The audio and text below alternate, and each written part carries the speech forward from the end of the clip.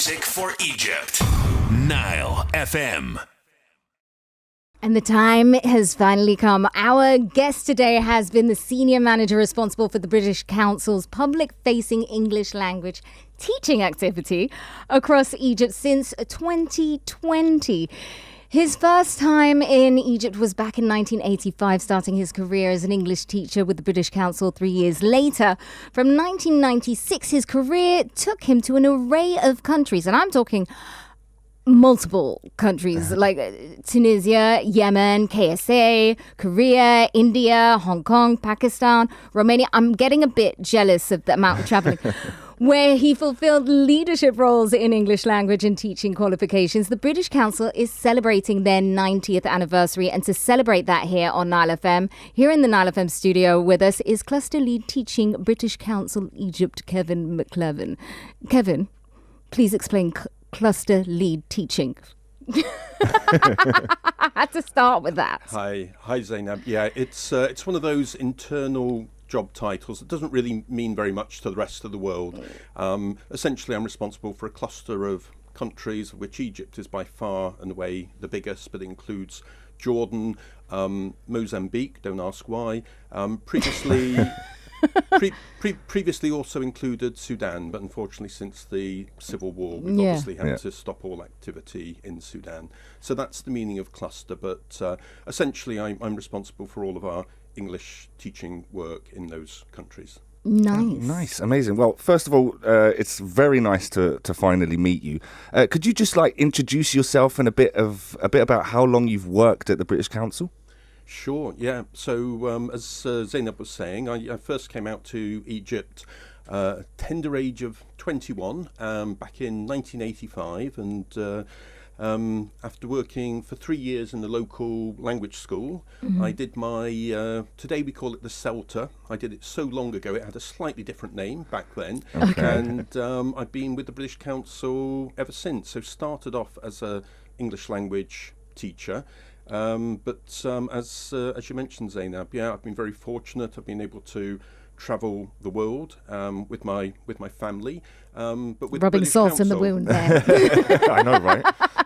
Go on, don't let me stop you. The majority of those roles, as you said, have been in English language teaching, leadership positions. When I was in Pakistan, that was a slightly different role, what we term a cultural engagement role. I headed up our office in Lahore and was responsible for all of our work across the state of Punjab. And in India, the main focus of my role was exams and qualifications. But the majority. It's been eventful, right? Right? It has, yes. Talking about eventful, there is an event that we're celebrating right now. Do you tell us a little bit about the 90th anniversary of the British Council? No, that's right. Yeah. So 90 years ago. I was going to say today, but I can't guarantee it's today. But we can guarantee one thing. Today is an anniversary for you. Oh, it is, yes, yeah. So I've been back in Egypt for 4 years to the day. Yeah, came back right in the middle of COVID. Thankfully, a lot easier now. But 90 years ago, the British Council was formed. It was essentially established to create a friendly knowledge and understanding between the people of the United Kingdom and the peoples around the world, and that was primarily through the fields of education, English language teaching, culture as well. And whilst the way that we work has obviously changed over those 90 years, essentially that continues to be the main principles, if you like, under which the British Council operates. Oh, wow. That's amazing. Wanted to ask you as well, a little bit of the history behind the British Council and teaching English in Egypt. What's it like? Sure, yeah. Well, Egypt was actually the first overseas office that the British Council established. So not quite 90 years ago, but we've been in Egypt since 1938. Wow. And I mean, as you can imagine, I think back at the beginning, we would, in terms of our English teaching work, we were teaching sort of very, very small numbers of people. I think generally the sons of the elites. Sadly, it was the sons. But obviously, things have changed very, very considerably. Yeah. So, I mean, even when I joined the British Council, we had just 2 offices, one in Agusa and one in Alexandria. Now there's so many. Well, we've now got 5 in Cairo, plus the branch in Alexandria, and we're always looking at opportunities to expand further. And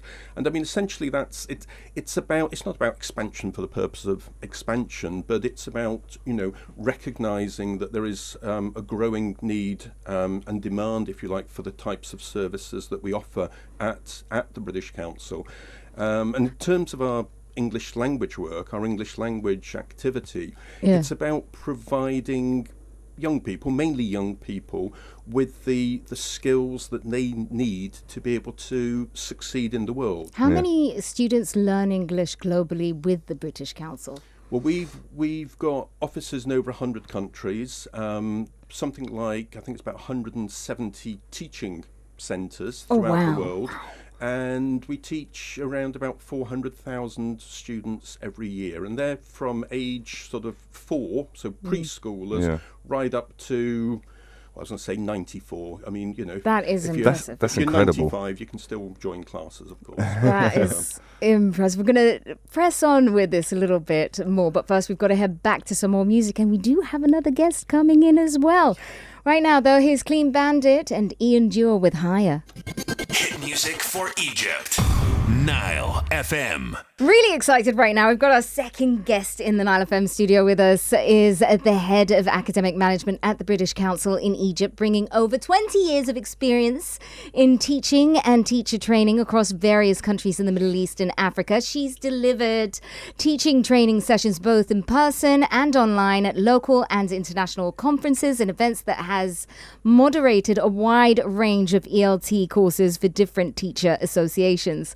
Her professional interests focus on continuing professional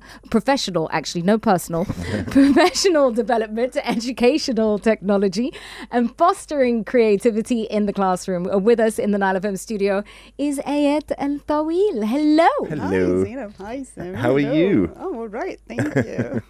Do you know what? We've been really excited about having you both in the studio, and it's finally here. It's all about the 90th anniversary of the British Council, and I don't think there's a better way to celebrate. I know, right? Yeah. Let's get straight to it. Yeah. Okay, so we wanted to know about the skills and development and the modern interactive teaching methodologies at the British Council. All right. So at the British Council, language proficiency goes hand in hand with the life skills development. So what we do is that we don't just help the students reach the language proficiency level that they want or learn the language, but also develop the other life skills that would help them beyond the classroom or outside in the workplace or in their careers.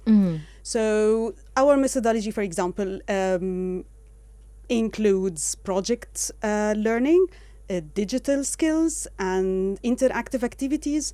So we get the students to work on projects together, for example, so that they get to develop their communication skills. They work through problem solving. They work through different interactive activities that helps them develop these skills that they would need outside the classroom, whether communication, problem solving, critical thinking.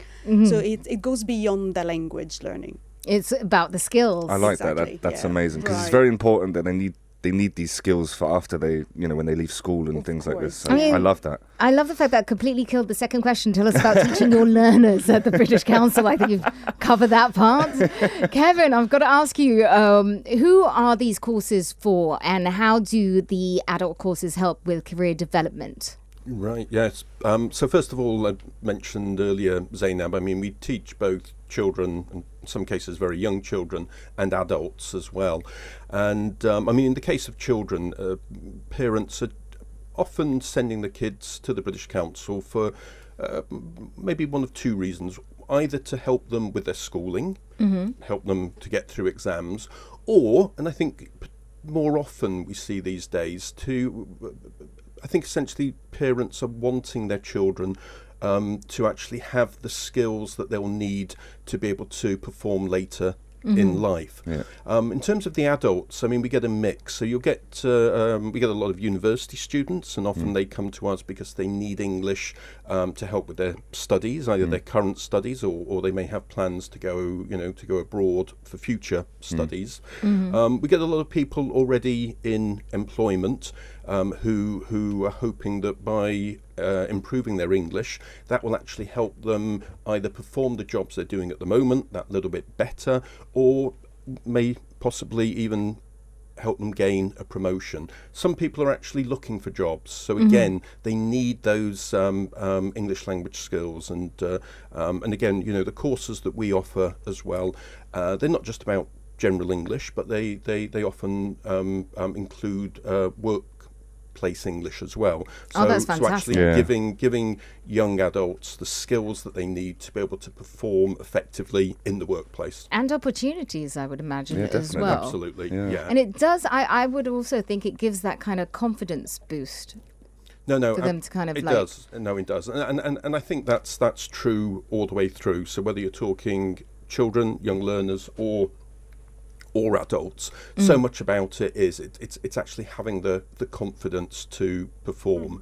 And I mean, at the end of the day, it's not just about improving your English or improving your confidence. It's actually about opening doors and giving young people the opportunity to really make a difference in terms of their future growth. Again, whether it's study, whether it's employment, to help them achieve their life goals. I like that. Well, we're going to talk about how they get to do these courses in a little bit, but first we're going to head back to the music. Post Malone is up next. What Don't Belong to Me. Hit music for Egypt. Nile FM. We wanted to know, Kevin, how can young adults, or just adults, choose online or in person for their learning options? Yeah, well, we provide both options at the British Council. Our core adult product here in Egypt is a program that actually provides adult learners with maximum flexibility. Okay. So essentially, they can decide on the subjects of the lessons that they're most interested in. They can choose by the times of the day.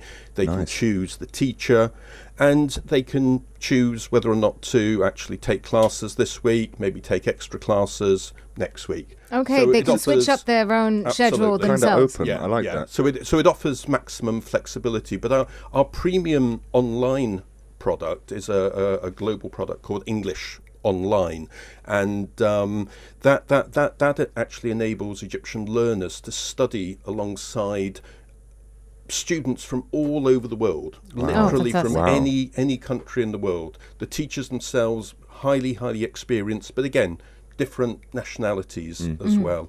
But so essentially, whether or not your preference is for an in-person type of learning, where you actually turn up in person, or whether it's a live online option, they're both available at the British Council. That's fantastic. Now, that's the adult courses. I Yeah. want to know about the younger ones. Ayat, hello. Tell us about teaching young learners at the British Council. Yeah, sure. So our young learner courses start at the age of 4 or 5, and they Okay. go up to the age of 17. So as Kevin mentioned, we try to focus on the life skills besides the language proficiency, of course. So for our young learner courses, we said that one of our methodology is project-based learning. So through the projects that the kids do in their classes, they try to build, or we try to help them build teamwork.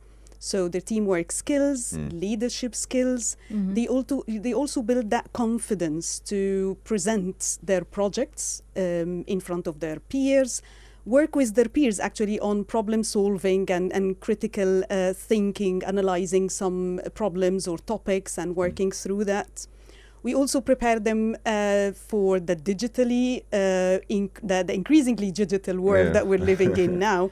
So we help them collaborate and communicate through online tools.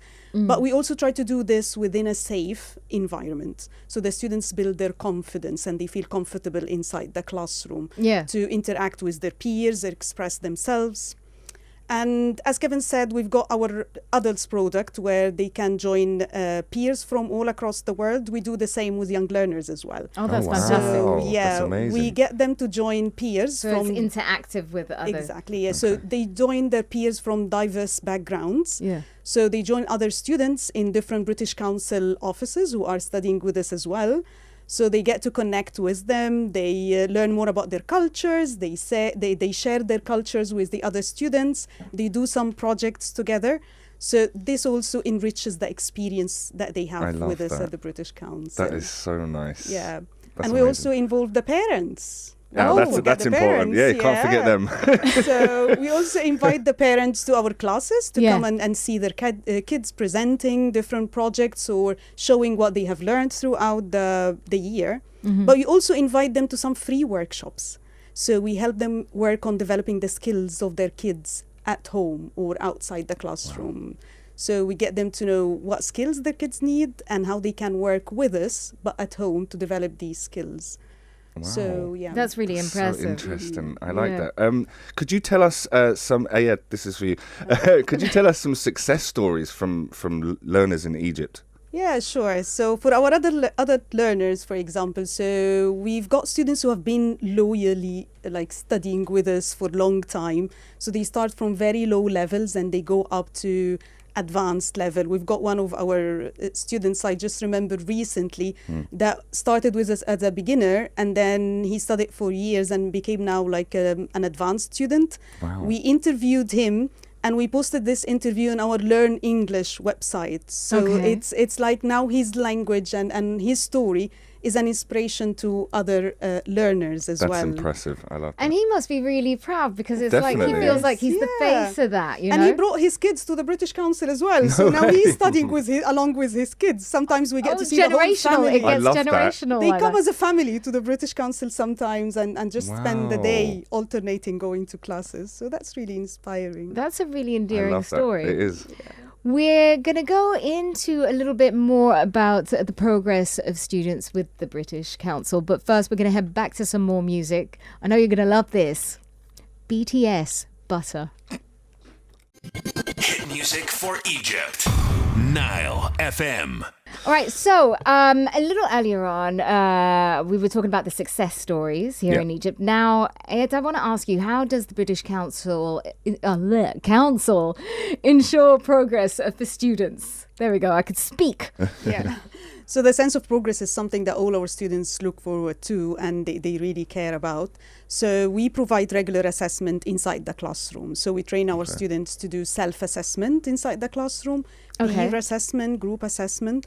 But we also have mid-course and end-of-course counseling. They also can access their learning journey through our learner portal. So they see what they have studied so far, what's the progress. They can do a progress test on their own and see where they are so far in that level or in that theme that they have chosen to study with us. We also provide them with self-study materials and our learning apps and the portal where they can do some activities and exercises and assessments and tests to check their progress. I like that. What advice would you give someone hesitant about joining an English course?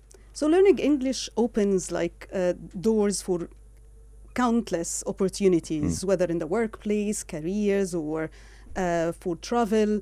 So if you've got a place that can offer you, for example, a personalized learning experience that can address your needs, gives you the flexibility to study whenever you want and come up or structure your own learning journey the way you want, then what are you waiting for? Exactly. So don't waste the opportunity. Exactly. Kevin, this one's for you. What are your goals, your overall goals in Egypt as the British Council? So, given that this is our 90th anniversary, I think it's really important that we take a moment to look towards the future. I mean, yes, it's always good to celebrate the past, but we're living in a rapidly changing world. The way that people are learning is changing. You know, it's changing faster than any of us can imagine. And I think it's really important, therefore, that as the British Council, that we continue changing and adapting to ensure that we continue to offer opportunities to young people that are going to be relevant to them and their, not just their lives today, but their lives in the future as well. And I think essentially what we're aiming to do is, by helping young people, by offering programs that are innovative, that are relevant, that we will be helping young people, not just in terms of their own personal goals, but also to actually help them make a positive contribution to their country as well. And essentially it goes back to what I said at the beginning. The British Council, it's about creating connections, friendly knowledge and understanding, and hopefully we will continue to be in Egypt for another 90 years and hopefully many more anniversaries beyond. Definitely. Well, with that happening, how can people contact you? Yes, so if for someone the wants next to get in 90 touch. years. Let's go on. Yeah. Yes, so they can get in touch with us through the hotline 19789, or through our Facebook page, Instagram, so all social media channels, we're there, or in our offices. So we've got 4 offices in Cairo and 1 in Alexandria, so they're welcome to get in touch through any of Amazing. these. I love that. Well, thank you so much, both of you, for coming in today. It was an absolute pleasure Yes. to get to sit down and talk with you. You're giving me this look, Kevin. I can see there's something there. No, not at all. No, it's been great. Thank you very much for inviting us in, Zeinab and Sami. And as I said, the British Council, over the years, we've made a difference to thousands of young Egyptians' lives, and Yes. That's at the core of what we do, and let's. That's the beauty of it. Yeah. Absolutely, and I think we're confident that we'll be able to continue doing that for the future as well. That's Hopefully, great. definitely. And we're looking forward to seeing you both again at some point, again, and getting to catch up on all the things that have happened since today. We hope you have a wonderful evening. Yeah. And do you know what? We've got to go, but I know you want to stick around, because Real Talk is going to be happening next with Kenzie and Mickey. You do not want to miss out on that. Up next, you got Lady Gaga and Bruno Mars, Die with a Smile.